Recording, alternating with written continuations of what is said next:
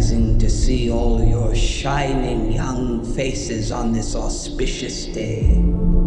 I am Dr. Volumnia Gall, your humble head game maker in charge of the War Department and all its affiliated concerns.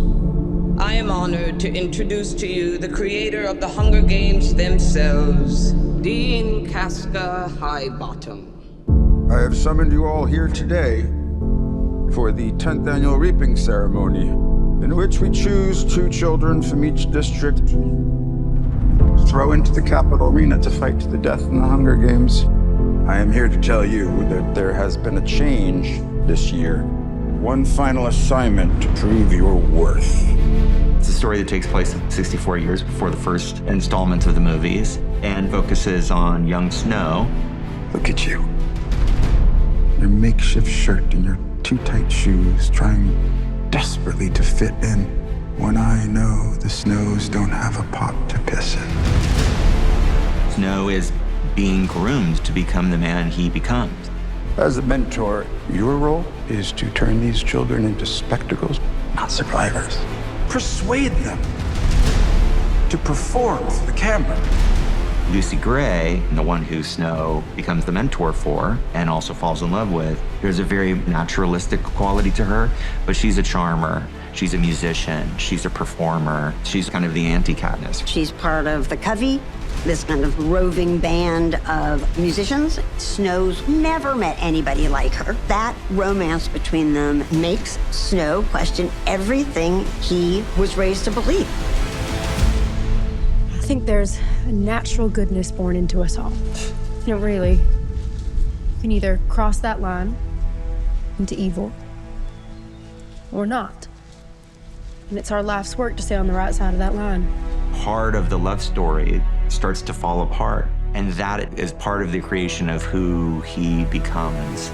It's the things we love most that destroy us. Most everybody that I work with is coming back. Trish Somerville is doing the costumes for this movie. Joe Willems, who shot Catching Fire of the Mockingjays. The one new person that I'm really excited about is Uli Hanisch, who's the production designer. We talked about the sort of look and the feel of the movie. The visuals of this movie will be very different than Mockingjay, but there's real consistency in terms of the Capitol architecture. We get to sort of reinvent the world of Panem, to sort of deconstruct what the games are that we're sort of used to and go back in time.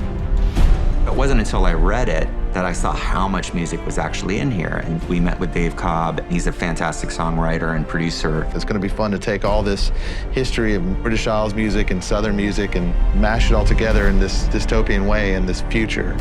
James Newton Howard. It's my 4th Hunger Games film with him. The musical opportunity is great. Relationships are very powerful in the movie. The good and the bad are very clearly laid out.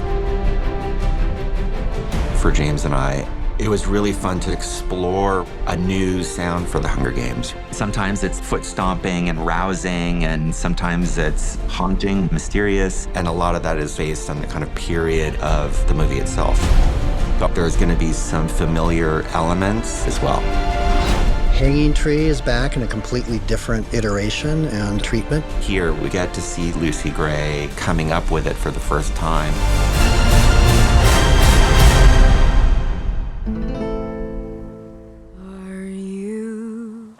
Are you coming to the tree where I told you to run so we'd both be free? Strange things did happen here. No stranger would it be if we met up at midnight